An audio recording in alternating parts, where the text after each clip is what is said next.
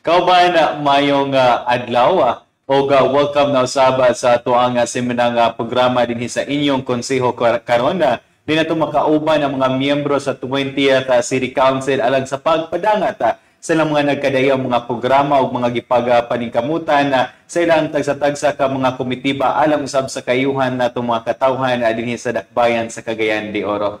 Hiniday si George Bacos gikan sa City Information Office in Dakbayan sa Cagayan de Oro. Ubos sa administrasyon ni Mayor Rolando Clarix uy naman sa pagpangulo sa atong City Information Officer Miss Ivy S. Guantero. Very interesting ato ang makauban na karon asang lita naka-rotate na kita no sa ato ang mga miyembro sa 20th City Council atong subling makauban dinhi sa ato ang inyong konseho karon. Ato ang chairman sa Committee on Education ngun man Committee on Sister City Relations to ang halangdong Kagawad Suset Magtahas Taba. Kagawad, welcome back sa atong programa ug mong pagpanibaya nga sa atong mga suking tigpaminaw tiglantaw. Yes, mayong adlaw sa tanan, mayong adlaw Sir George, no? It's good to be back. Yes. Paspas day kay ang panahon, balik na pud ta sa uno.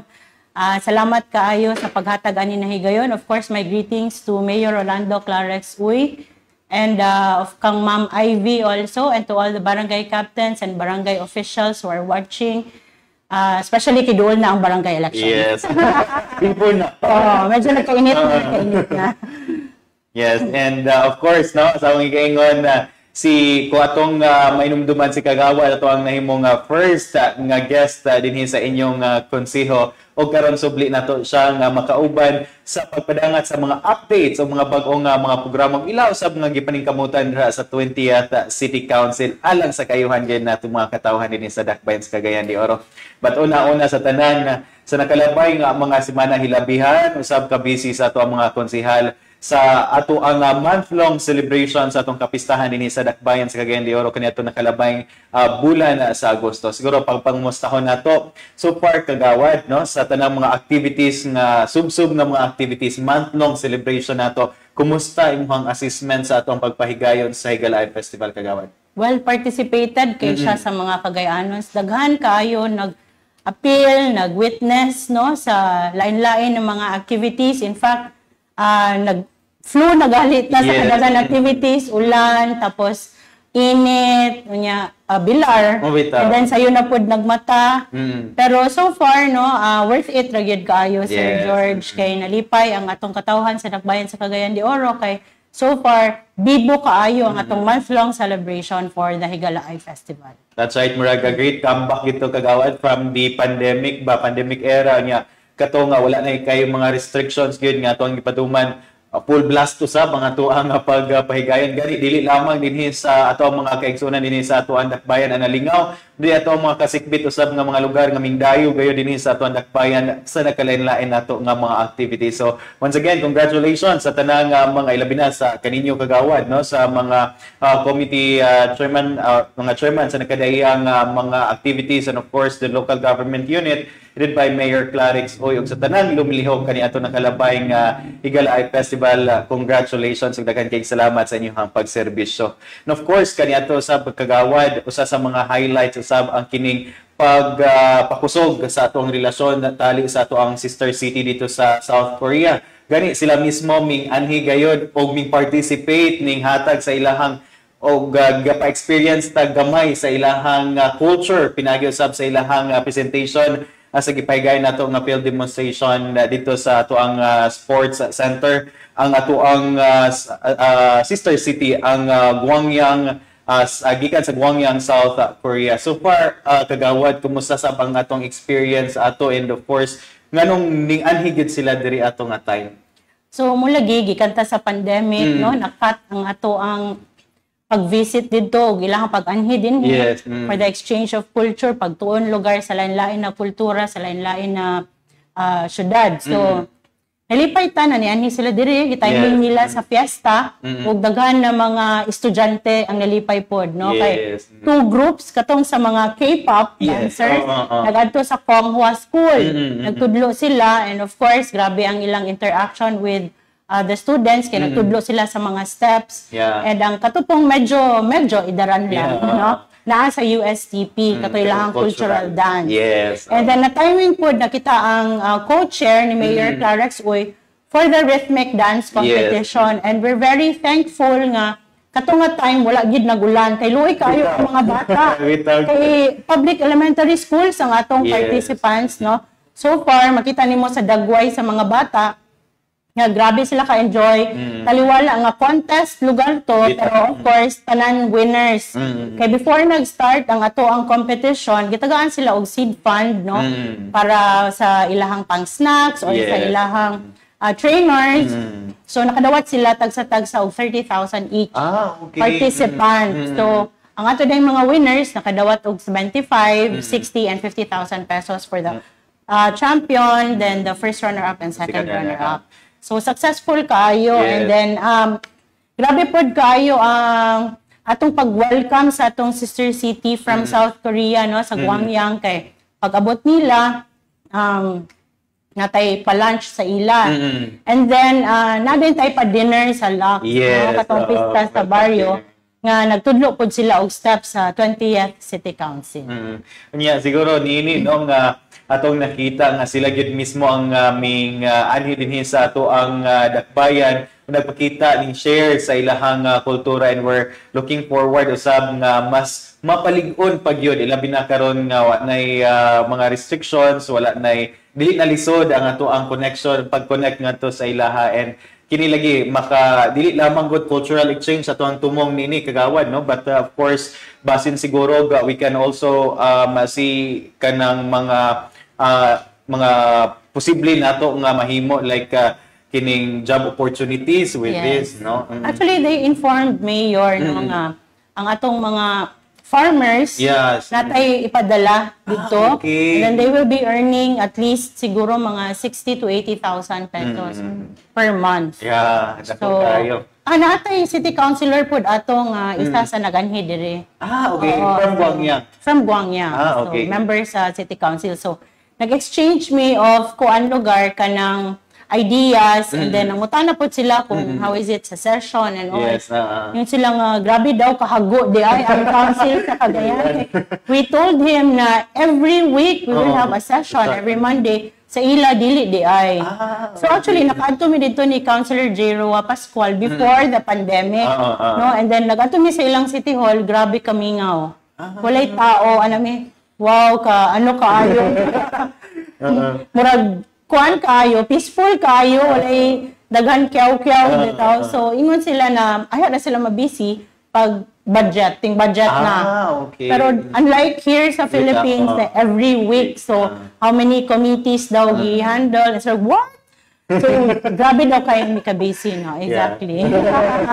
Inood bitagit po. And of course, di lamang Gwangyang ato ang sister city, ubay-ubay ta mga sister city dinhi sa ato nakbayan, and we're looking forward usab sa daghan pa nato nya nga mamahimong partners outside the country. And of course, speaking of outside the country, ang ato ang mga balikbayan kagawad ming duaw usab dinhi sa ato ang dakbayan pagbalik, no, kini ato ang gitawag nga programa nga Duaw Cagayan 2023. Nya kini sila is mga Filipinos ni sila from abroad, specifically ato ang I think ato ang kadaghanan ato nila is gikan sa US. Then aming bisita balik dinhi sa ato ang dakbayan sa kat usab sa fiesta. Kumusta usab to kagawad ang experience niya to? Bipo gihapon, as usual, we are the city of golden friendship.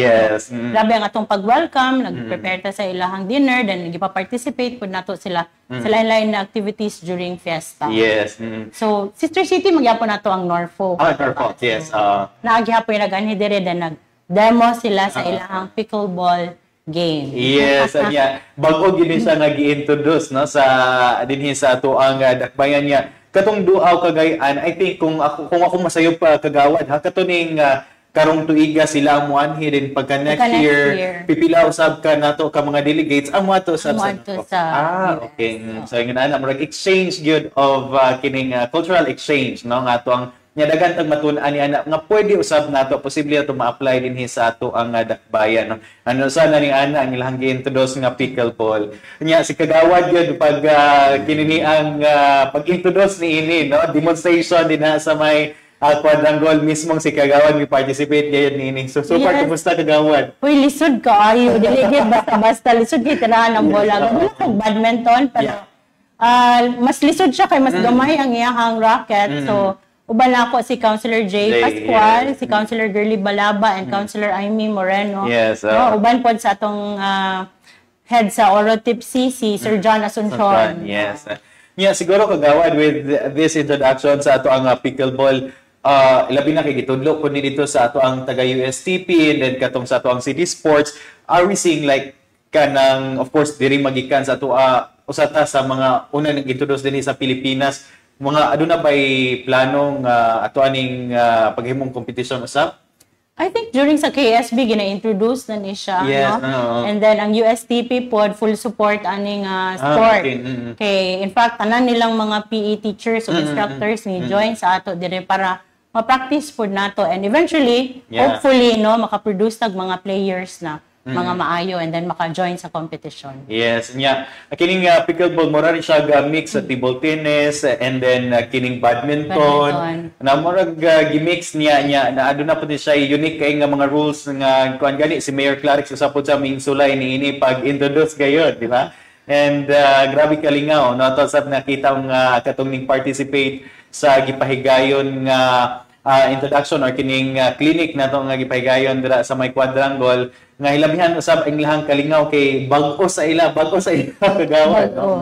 So grabe kalingaw and sige lang. I think kung wako na sayo pag next year aduna tay competition gani nga ipahigayon ni atol usab sa kapistahan dinhi sa ato ang dakbayan. So padayon gani matag KSB ato ang taga City Sports ang ka-introduce nini ngadto sa ato mga kabaranggayan non sab nga ato ang mga katawan labi na sa ato mga kabataan nga ma-introduce sa ilaha ang maong dula nga gikan usab sa Amerika. Usab pod gawa sa sports, gawa sa sister city relations nato nga gihingusgan karon laki po sab nga grabe po sa puspusan po ni si Kagawad when it comes to education kay dugay na sab niya nga gihawiran kining komitiba sa education ihag yung kasing-kasing alang sab sa mga kabataan alang sa kaayuhan pinagi sa atong scholarship, pinagi sa pag-support sa kaniyang mga programa usab sa Department of Education at the same time sa programa sa ato ang dakbayan when it comes to education programs. Karong tuiga we're very excited because we are just we're kining pipila sa mga LGUs dinhi sa tibok Pilipinas. I think pipila lang gyud may para sa kamot ang ga-introduce og postgraduate nga courses nga funded scholar sa ato ang dakbayan. Siguro Kagawad mangumusta mi sa update sa pagpatuman usab sa ato ang law scholarship og medical scholarship Kagawad. Yes, nag-release na tag results sa ato ang mga applicants for law scholarship. So naatay 11 kabuok na bago na mga scholars, okay. Mag-enjoy sila sa free tuition fees, na sila yung mga book allowance, na sila yung mga stipend to support them sa ilahang pagskwela. And then sa kasagsagan lugar sa fiesta activities, nag-ano na sad me for medical school. Okay. So humana namin nag-screening. Kining 11 Kagawad is nadawat na gina sila. Okay, law school o law school. Okay, law school is wala lang na ako na post ang pictures kay murag dili na ako maapas ang activities I will post it soon. Nahuman na ta og screen sa atong mga applicants for medical scholarship and wala pa lang may nag-release results kay i-ranking pa to sila sa atong mga panelists. Nakita naman nato kasi atong mga panelists for law school nga scholarship sa pag-interview. So ang sa med school nga scholarship from JRB nato na doctors and from City Health Office and from the City Scholarships Office. So mag-finalize pa ta sa kay studyohan pa ang ilahang mga grado o ang ilahang rating sa ilahang pag-interview. But so far, we're very thankful to Mayor Rolando Clarix. Kay for this school year, nagyan siya as promised na magsugod ang ato ang law and medical scholarship. Yes, achievable na kaayo ang kining law o kining med Kagawad. Labi na katong medyo lisod-lisod gyud kay di gid ni sayon ang kining basta-basta ang gasto, mo na ang dako kay natong kalipay garbo usab dinhi sa aton nagbayan nga natay gi-offer niini. So kagawad alang usab sa kadtong mga interesado nga napakaron sa ilahang undergrad unya kining aduna gyud panglantaw nga mopadayon sa ilahang law baka or medical school. Unsay ilang agian niini kagawad? Unsay steps aron usab ma-qualify sila sa maong scholarship program? Una sa tanan, ang priority gid ani nga program na makabenepisyo katong atong mga city scholars na undergrad. So pag graduate nila sa 4-year or 5-year course, no, mas paboran sila na maka-proceed sa law or medicine. Pero some of them gusto nila magtrabaho na kay di ba para makatabang sa pamilya. Pero mo gina-prioritize ni Mayor Clarex nga sila unahon lugar pag pa-avail ani nga scholarship program. Dapat kung undergrad pa ka karon ang imong grado gyud pinaka-importante no kay dinha man nato makita kung makasugakod bagyod sa pagtiwas sa pag-eskwela sa law o medicine kay dili gid ni sayon dili gid ni basta-basta ang pagtuon no kung naa-apply more than 24 hours nga magtuon ka kulangan imong pagtulog mao na gid na siya kay dili gid ni basta-basta and of course mahal kaayo, sayang kaayo if dili tiwason. No? So munang during the panel interview, gapangutana pod mi kung unsay mong study habit, no? Unsay mong weakness, no as a student kay kinahanglan man na at the very early stage, mabalaan na nga be, makaya ka niya, no? So basig low ra iyahang tolerance sa kanabitang murag pressure, sa stress. So mao pod na ang ginatan-aw sa ato ang mga panelists. Yes, nya lagi kay sa to pangikaingon ang gasto ni dili basta-basta niya. Daghan ang gapas niya mo laging importante sab kaayo nga atong may bawaan na kagawad ang kanang pinaka-personal na nila siguro no with our interview. And of course, assessment usab sa ato ang mga experts kung kinsa gyud ang kay of course dili po nato ma-offer ang tanan, dili po nato mapiran ang tanan tungod usab sa limited nato nga budget no and niini katorog yung mga deserving nato nga makita but mo nay ang ato ang mga holistic ang ato ang kuan karon kagawad kay from undergrad to kining postgrad na pod nilang scholarship and siguro nining 11 kagawad pagka next year ani aduna bay kini sa law pa niha and karon kasamtangan pa ato ang sa med aduna bay chance nga mo increase ang ihap nini kagawad? Naay chance gyud na madugangan na pod for incoming freshmen. Okay. So depende na dai na sa ato ang budget no kung pila ang atong pwede madawat. Pero dugangan lang ako tong qualification. So actually depende sa atong partner schools. Kay kada school, for example, Xavier o Liceo sa law school o med school. So lain-lain sila o grade requirement o kanang sa mga entrance exams o qualifying exams. So we respect no the qualifications or the standards set by the school. Lahi sad lang ato dayon. So dapat importante is taga Cagayan gid ka. Kay it's the taxpayers' money paying for the tuition. So dapat taga Cagayan and isa ka pag mapatuod nga taga Cagayan ka is that you're a registered voter here. So definitely taga Cagayan ka. So mao na siya ang isa sa basehan aside from your residence kung asa ka gapuyo no kung diri ka gabutar meaning taga Cagayan. Muna ang programa alang usab sa ato mga taga Cagayanon and of course dako kay itong pasalamat usab niini I know kung siguro gani kining 11 ka mga ato ang law students karon nga unang mi-qualify, murag grabe yun ang nakalipay. Labi na sa ato ang mga ginikanan kagawad nga maminusan yun. Wala na sila, ay kung namin gasto, gamay na lang yun kaayo ang ilahang matampog ikat sa mga ginikanan. Pero na siya return service. Kanang magserbisyo yun siya dire sa any government office o pwede dire sa City Hall, no, sa for med school, sa soon mag-operate na itong 3 hospitals. So pwede diri or sa City Health Office. No, basta diri ra gyud. Like ang med school is dapat 8 years. 8 years. Ang return service. Pero sweldohan og gasto. Dili kay libre. Dili volunteer. And of course, kana kagawad kay win-win situation ra gyapon kagawad kay kung mag-return service sila dinhi sa ato ang dakbayan dako gyapon kini sa tapang like for example kining sa ato ang sa medicine dako kay tabang sa operations atong kung nga dito magkulang ang doctors tungod kay adunay maproduce nga doctors every year kung palaron no ato ang mga scholars. So win-win situation gid gyapon, and kining return service di mo ni bag-o kagawad, even national agencies nga kining sa Doctors to the Barrios nga mga scholarship sa DOST o sa DOH return service man gyapon sa gobyerno. So kana ay pagpasalamat usab no sa gobyerno nga ming abag gid kaninya sa inyong hanga pagtungha.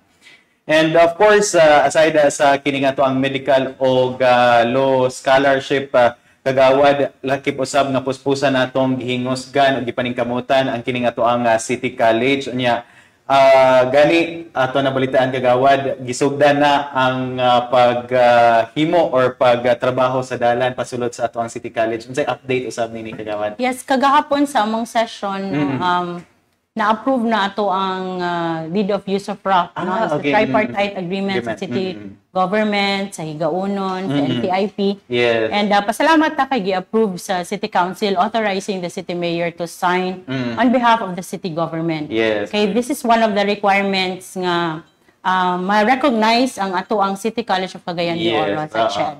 So very important no nga ma-comply nato tanan requirements para matagaan na og identity or ma-accredited na ang ato ang eskwelahan sa CHED. Kay lisod kung dili ta accredited sa CHED, meaning walay student number ang ato ang mga estudyante na kung dili sila considered graduate kung dili accredited ang ato ang eskwelahan. So masayang ang panahon, ang oras ug ang kwarta sa gobyerno. And with this kagawad, with all the kini ilabi na kay ato namang gisugdan, inadako usab ato ang pagpasalamat sa ato ang mga IPs no, ato mga kaigsunan direng gawnon sa lugar nga pagatukuran sa ato ang City College nya.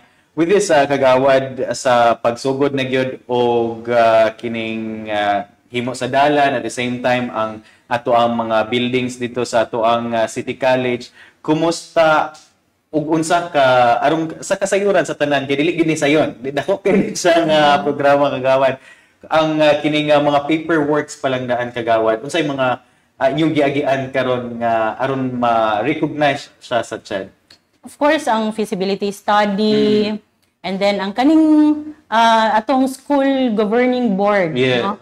Muna siya ang dapat anyway na release naman ni Mayor through an executive order ang ato ang school governing board. Muna siya ang highest policy making body sa ato ang school. So naana tayo president no si Doc Babia. So he is siya overqualified. Ay kuan man sad siya sa I think Region 7, murag validator po siya sa mga schools. So, kabalo siya kung unsay kinahanglan buhaton para ma-recognize ang atong City College of Cagayan de Oro sa CHED. Yeah, and nanay tay pillar sab nga kining mututok gyud kagawad. Yes, plus ang ato ang City Legal no through Attorney Ken Tamala no nagpasalig, and also sa ilaha sa NCIP. Yes. Nagpasalig sila na paspasan gid nila ni kay anyway ang makabenepisyo anik sila man. Daw kayo. So mo nang mupod rason nga nung naggahin gid sila og 60 hectares para sa City College. Para dili mabian ang ilahang mga anak. Yes, yeah. Siguro in the span of months and years ato na gyud makita ang katukuran gyud sa ato ang City College no dira sa Barangay Dan Sulihon kagawad no. And of course kini sa pagpaningkamot na-realize gid kini ni Mayor Rolando Clarix o ingon man sa pagpaningkamot usab sa ato ang Committee on Education sa papangulo ni kagawad. So set nga aduna ma-realize gyud kay ang budget pa lang daan ni kagawad gid sayon. Sa buildings lang daan pero manita man sad ta og partners no nga mag-invest sa ato ani. Yes, anya kini aron usab nga kadtong ato ang mga kaigsunan nga di gyud makasugakod sa ato ang mga private institutions, higher education institutions, nanay kadangpan gyud ang kining ato ang City College. Gani aduna tay gipang-offer dira nga gikan sa ato ang Technical Vocational School i-convert as a department naman isla kagawad no sa ato ang City College niya kadtong sa AI nato nga kining artificial intelligence usab nato grabe pud to ka kining high-end or high-tech ang ato ang mga kagamitan nga gipagamit usab sa ato. And of course, ang ato usab nga instructor, di po masayon-sayon, no? Una nga, we're very happy and we're very excited sa development the coming months and years sa ato ang City College. Niya, sa ko pangikaingon, part ni ang kining ato ang Technical Vocational School. Unya, gani kagawad, nagpahigayon sila og skills training, no? Claric sa skills training ato sa Barangay Dansolihon. Unsay sa imong panlantaw kagawad unsay katabang niini ato sa atong mga katawhan sa ilang pagpahigayon sa skills training? Okay, as of now, layo ba yang ato ang TVI, no? Yes. PDOC TVI, pero muna na siya karon ang ano na siya na himo na siyang City College of Cagayan de Oro. So dili na siya TVI. It's just one department of the City College of Cagayan de Oro, kanang naa din na sa Barangay Agusan. Yes. So atong gipaduol ang serbisyo, ang trainings dito sa Kabukiran kay medyo maglisod gyud sila ang taga Barangay Dansolihon at taga Hinterland Barangays to go to Agusan for the training. Yes. So muning ginaingon nato na bringing government services closer to the people of Cagayan de Oro. Yes. Anya, siguro with this kagawad, dili lamang sa Barangay Dansolihon nato ni offer and so paglantaw maiba ni nga dadon pod sa ubang mga ilabi na kadto sa mga hilit nga mga lugar kagawad. Yes, muni siya actually ang among nahisgutan no with Miss Marvs and the team from the City College nga ang atong dalon sa community. No, and in fact nahisgutan pod namo og katong mobile school nga mo nay dalhon didto sa lain-lain na mga barangays para magpaduol ang training sa ila. Ako lang dito didugang katong sa AI nato, no? Di ba na-approve naman nato ang ordinance sa City College. So katong mga programs or mga offers nato na mga courses, actually na-offer na nato. Even if wala pa tay main campus sa Dansolihon, na-offer na nato, apil na ang AI. Yes. So na-graduate na atong first batch. Okay. No, mga out of school youth and all of them are already hired. They're already working. Ang ato ang first batch. 100%. Oo, nakatrabaho na din sila, hired sila. So mo nang nalipay ta no na ay positive impact ang ato ang mga program sa city government, which is very important yun.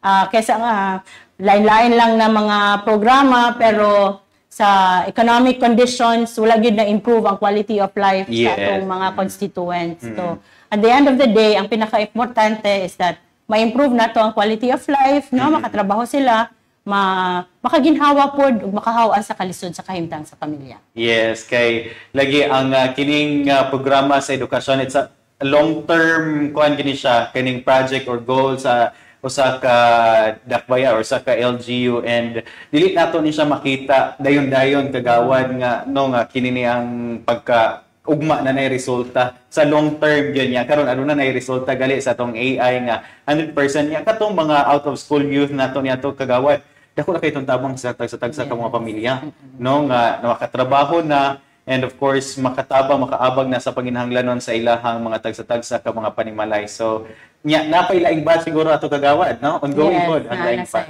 next batch nato. And with that 100% ra batong kining pay gikan usab sa ato ang LGU, no, so mo nga walay gasto ilabihan ka importante. And aside from that kagawad sa ato ang gingosgan nga technical and vocational school dinhi sa ato ang dakbayan sa pag paabot gayud ngadto sa atong mga out of school youth or di ba ka sa ato ang mga kabaranggayan. Gani nailata as best partner LGU niya, ikaw may representado sa midawat sa mga pasidungog kagawad. So far, kumusta, and can you tell us more about this pasidungog gikan sa TESDA? Oh yes, nag-celebrate ang TESDA sa ilahang 29th anniversary, and ato na panahon no si Miss Marvs ang nag-receive sa award kay namo sa taylain nga lakaw. Yes. So si Miss Marvs ang represent, and then during the flag raising ato gi-turn over kang mayor as the local chief executive of the city government of Cagayan de Oro. So, ang Cagayan de Oro City natagaan og pasidungog or award as the best local government unit sa TESDA Region 10, no, sa pag-implement sa mga TVET programs. So, meaning, ang pagpaabot sa serbisyo, ang kaning mga scholarships, no, natuman gyud, naka-comply ta sa ilang mga requirements. And daghan ta. So far since 2018 up to present, we have around 2,000 plus na mga graduates. Graduates. And daghan na ta mga success stories sa atong mga graduates na galitay PWD nga na-hire na, no? And then ang uban nga katong bulag sa ilahang bana, nakatrabaho na because of the trainings they've had sa atoa sa TVI nato. Yes, anya kanad ako kayong tabang, no, ilabi na sa ato mga kaigsuunan kay in demand usab kay ni ato mga courses nga gipang-offer kagawad, no, and dali ra kay sila makita ga trabaho nila. And I think ang ato ang TVI, ato ang PESO mo facilitate man gid pod kagawad, no, sa when it comes to mga trabaho sa baron di sila maglisod og asa nga industry nga mosulod. And of course, gawas usab sa maong pasidungog nga gihatag sa TESDA kagawad. Lain usab nga pasidungog ang gihatag usab sa DepEd, ilabi na katong sa atong pag-host sa National Festival of Talents and NSPC. So can you tell us more about this award usab nga ito nadawat kagawad? Yes, si Regional Director Art Bayokot na naghatag og award kang Mayor Rolando Clarex Uy tungod sa iyang suporta nga gihatag being the host city sa two national events. So there are more than 5,000 participants. And then ang atong local school board chaired by Mayor Clarex nag-sponsor for their uniform. And then nagalit tay Mayor's Night, nag-sponsor og dinner sa ato ang mga officials from the entire Philippines sa Department of Education. So kita ang nag-represent ni Mayor atong gabi una. Kita ang nakig-mingle, no, nakiginabi og nakig-spend og time sa lain-lain na mga regional directors from different regions. Yes. So far, kagawad, with this, I know it's a collaboration between the local government unit, the regional office, ilabi nga gyud sa ato ang division office din sa ato ang Dakbayan. So far, kumusta kung sa panginahanglan nga pwede nato ma-insertan, no, from the LGU, matong bridge ang gap between the national agencies like DepEd, pinagyud sa atong pagtabang mo gani na nga daw na tay local school board and gani pipila lamang ka LGU kagawad. So far, I've been to different LGUs, but ang diri sa Cagayan de Oro na murag na siya sa kining ka-active sa local school board nga gimuan gid siya murag separate office nga gatutok yun sa kining programa sa edukasyon na pagpartner sa Department of Education. And with that, congratulations, no, sa ato ang mga tunghanan, no, kay daghan pa mga tunghaan ang nakalinya usab alang sa Clarex classrooms nga grabe pod ang mga facilities nga naa dinha, no, and support usab sa inyo sa LSB kagawad ug sa imuhang komitiba sa education. And balik usab ta sa lisbutanan na kagawad, no, sa kining ato ang scholarship program, ilabi na sa ato ang ongoing karon nga sa mga undergrad. Gani baguhay pa lamang kagawad, ano tayo gipahigayon nga leaders sa Congress, gani ikaw mismo mitambong atol sa mga leaders Congress. So far, kumusta kagawad ang ilabi na katong sa newly elected community-based or kining officers nato kagawad? Atong pagpasalamat una sa City Scholarships Office, no, led by Ms. Petals, for their leadership nga o guidance sa ato ang mga lain-lain na mga scholar leaders, no. They have prepared a ladderized program, no, which makes our scholarship program unique sa tanan compared sa other LGUs, no. Very holistic ang ato ang scholarship program because we provide leadership trainings and then we prepare po nato atong mga graduating students to apply for work. No, natay mga job fair, natay mock interview, natay mentoring, natay coaching. So unlike other LGUs, igo lang bayaran ng tuition, provide them with their allowances, and then wala na yung monitoring. But sa ato diri is different, no. Atong gina-train atong scholars to become scholar leaders, kung sa ilahang contribution sa community, and how to become a good citizen sa ato ang nasod. And very active ang ato ang mga city scholars kagawad kay any activities from the city or the barangay. Grabe gyud ang participation lahang pag tambong usab sa mga activities o pag-suporta ni ana. So kudos, no, sa ato ang City Scholarship Office sa maong may pagpatuman sa nakadiyang mga programa dinhi sa ato ang Dakbayan. And og sa ato usab nga mga newly elected community-based nga mga officers sa ato mga scholars, congratulations usab, no. And isbog na sa laing hilisgutanan usab kagawad sa nakalabayng bulan, hingpit na gyud nga gibuksan og ato ang gipasinayan ang ato ang bag-ong OKK nga usab pud ni sa gipaningkamutan usab sa imong amahan kagawad, no, si Mayor Magtahas niya karon na gi-continue ni Mayor Clarix ang maong programa. So far, kumusta ang experience dito, kagawad? Ay, nalipay gyud kaayo ko, Sir George, no, nga nibalik na gyud sa heart of the city, na gyud sa Divisoria ang OKK. Kaysa una, naaman ni siya at bang sa Mercury Drug. No, and then safe gyud kaayo kay dali ra kay accessible ra ko. Yes, maduulan gyud. Mga ngayo ka og tabang. Pero karon medyo hybrid na ni siya kay dili lang gyud ni siya OKK na kapulisan, pero na ang CSWD, no, na atong RTA, Bureau of Fire, and ang CDRRMD nato. So mura siya one-stop shop, no, very friendly sa PWD and sa atong mga senior citizens. In fact, during sa speech ni Mayor Clarix, yang gipaubsan ang katong dili para dili dako ang tikang sa atong mga PWDs or sa ato ang mga senior citizens dili maglisod og sulod sa maong opisina sa OKK. Pero diha nato makita ang daghan na lain-lain ng mga serbisyo nga gipaduol gyud sa katawhan sa dakbayan. Yes, nya. With this, nimo nang nakita ang kining pagpadayon sa maong programa, kagawad.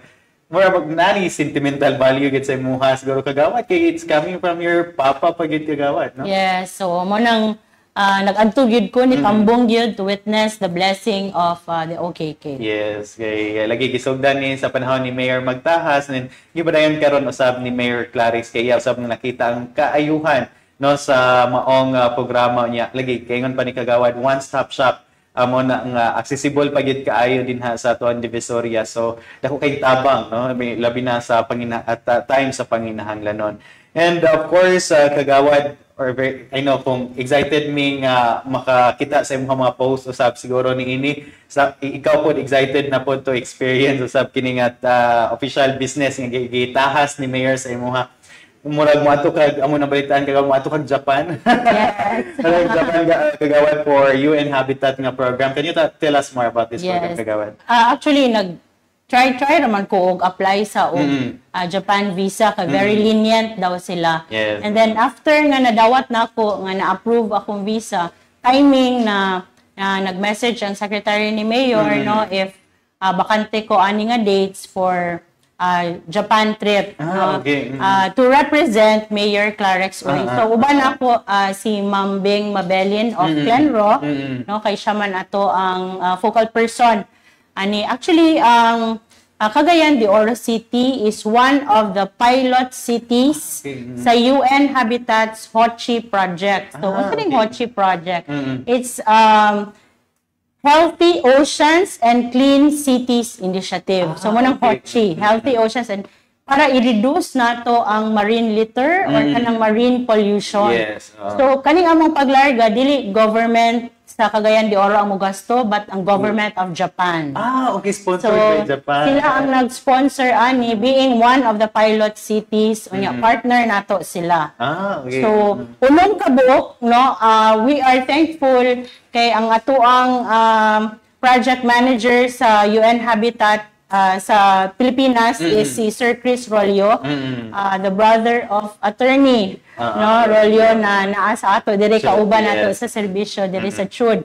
And we're thankful for choosing Cagayan de Oro City, pero sa iyang answer during our program sa VIP, ingon siya na of course kay when it comes to implementation, ang Cagayan de Oro City is one of the best lugar in implementing programs and projects. So, in fact, kita gid ang pinakauna throughout the Philippines, no, sa plan of action nato. Ani nga project. So, ang uban mahimot ang model sa uban cities, other LGUs. Ang atong uban na 6 pilot cities ang Davao. So,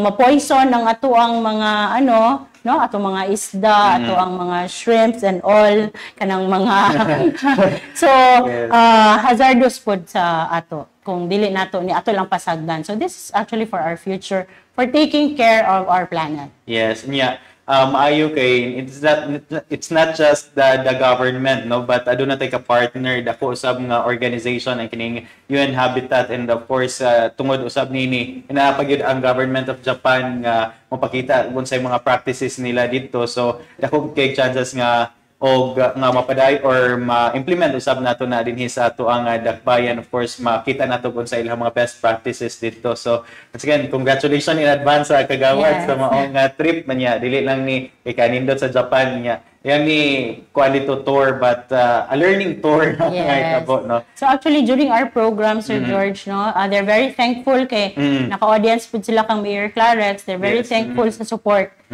ni Mayor Clarex. So salamat po ko ni Mayor kaya ako yung ipadala sa Japan. Yes, sakat kaya gining apply na visa. Na timing gid nga na-approve niya na. So anyway, actually si Ma'am Bing, pa sad siya nag-apply sa iyang visa. So murag last week lang ni abot. Okay. So far, okay na gyud. So tuloy na tuloy. Tuloy na. We're leaving by this coming Sunday. Okay. Happy na gid. So muna among gipangandaman pod gihapon. With that, no, and maki-update lang niya mi kagawad kung sa mga developments usab dito sa Japan, no, with this huge project usab in partnership with UN Habitat and of course katong sa government sa Japan. Speaking of partnership, kagawad and collaboration, I think sa nakalabay ni siya nga bulan usab dako po ni nga programa ang kining Syntex Community Launching, kundi ang ato ang mga early child development teachers ang gitudloan usab sa NGO, no, kining I think kung masayop sa Ayala Foundation. Yes. Unsay imong paglanta usab niini kagawad? So dugay na kay nato na partner ang Ayala Foundation. So karon ang kaning Syntex nag-concentrate sa public elementary school o kaning sa ECCD nato, Early Childhood Care Development Centers. So naghatag sila training sa atong mga teachers and at the same time naghatag sila mga learning materials. So dagko kayo to na mga boxes ang ilahang gipang turnover during sa launching nato. Yes. And with that we're also forging more collaborations and partnership, no, sa ato ang dakbayan, labi na sa paggama o paghimo sa nakadiyang mga programa, kay labihan na ka-importante nga doon ay collaboration sa nakadiyang mga NGOs o di ba sa mga sectors nga arong mamahimong mas successful ang ato ang mga programa dinhi sa ato ang dakbayan. And of course, tungod usab sa, I know, busy kay daghan pa tayong mga hilisgotanan, but busy kay si kagawad usab, no, daghang mga buhatonon o mga trabahon dira sa ato ang 20th City Council. So kagawad, in this time imuhang panawagan, thank you usab kay kagawad sa imuhang pagbisita na usab, no, sa ato ang inyong konseho karon, or imuhang parting message usab kagawad sa atong mga kaigsunan. So last update na ako about sa scholarship program. Yes, kagawad, go ahead. Ang atong mga scholars for school year 2023-2024, 9,053 na, no? So close to the promise of Mayor during the campaign, during election nga ipaabot niya 10,000 city scholars every school year. So dili na siya layo nga makabuot by next school year. And pasalamat ta sa ato ang mga lain-lain na mga partners, no, kay dili masad kaya nga city government ra puro ang magpuno sa mga programa o proyekto. And we are thankful to all the men and women behind the programs in education sa atong City Scholarships Office. We have the team of Miss Petals, no, ang ato ang City College of Cagayan de Oro. We have our new president, si Doc Babia, and of course Miss Marvs and the entire team. And then thankful pud ko sa ato ang sister city, which is taken care of by the Orotipsi sa office ni Sir John Asuncion. So rest assured, no, that under the administration of Mayor Rolando Clarex Uy, education and youth programs will remain as top priority programs of the city government. And of course, with me as the chairperson for the Committee on Education and Sister City Relations, full support ang akong gihatag sa administration ni Mayor Rolando Clarex. Right, dagan kayong salamat kagawad, no? And of course, gikan usab sa kinatibuk-an mo dinhi sa CIO. Thank you kaayo sa imong subling pagbisita sa ato ang season 2. Season 2 sa ato ang inyong konseho karon, and of course sa pagpadangat sa imong mga pagpaningkamot labi na sa komitiba sa edukasyon ug man sa ato ang Sister City Relations. Og mao kadto naglangkob sa ato ang inyong konseho karong semana at ang inausab sa sunod semana ang lain usab nga miyembro sa 20th City Council tumakauban nini sa ato ang programa. Sa ngalan lamang sa kinatibukang puwersa sa City Information Office in Dakbayan sa Cagayan de Oro, ubos kini sa administrasyon ni Mayor Rolando Clarex o man sa pagpangulo usab sa tong City Information Officer Miss Ivy S. Guantero, kinin lamang si George Bacos. Daghang salamat sa iyong paglantaw, pagpaminaw hantod sa sunod higayon ug mayong adlaw sa tanan.